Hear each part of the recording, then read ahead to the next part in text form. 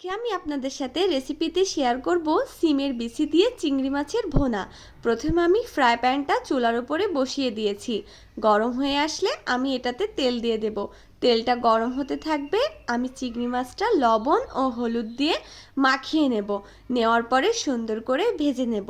এক্ষেত্রে বেশি একটা ভাজা যাবে না, দুই উল্টনে ভেজে নিতে হবে, না হলে চিংড়ি মাছটা অনেকটা শক্ত হয়ে যাবে। আমি পেঁয়াজ বেরেস্তা করার জন্য রেখে দিয়েছি ফ্রাই প্যানে। তারপরে এদিকে আমি রান্নার জন্য মশলাটা বাটাবাটি করে নেব। মশলার ভিতরে আছে পেঁয়াজ, রসুন আর শুকনো ঝাল। সুন্দর করে বেটে আমি মশলাটা পেঁয়াজের সাথে অ্যাড করে দিয়েছি। তারপরে লবণ হলুদ দিয়ে মশলাটাকে ভালোভাবে কষিয়ে নেব। তারপরে এটাতে সিমের বিচি অ্যাড করে দেব। সিমের বিচি দেওয়ার পরে চিংড়ি মাছটাও আমি অ্যাড করে দেব। দিয়ে সব কিছু পানি দিয়ে একসাথে ভালোভাবে কষিয়ে নেব। ঢাকনা দিয়ে ঢেকেও দেব। মাঝে মাঝে ঢাকনা উঠিয়ে নাড়তে হবে যাতে নিচের লেগে না যায়। কষানো হয়ে গেলে আমি ঝোলের পানিটা অ্যাড করে দেব। ঝোলের পানিটা গরম হয়ে আসলে আমি জিরা বাটাও অ্যাড করে দেব। হয়ে গেল সিমের বিচি দিয়ে চিংড়ি মাছের ভুনা। ট্রাই করবেন, সেই স্বাদ।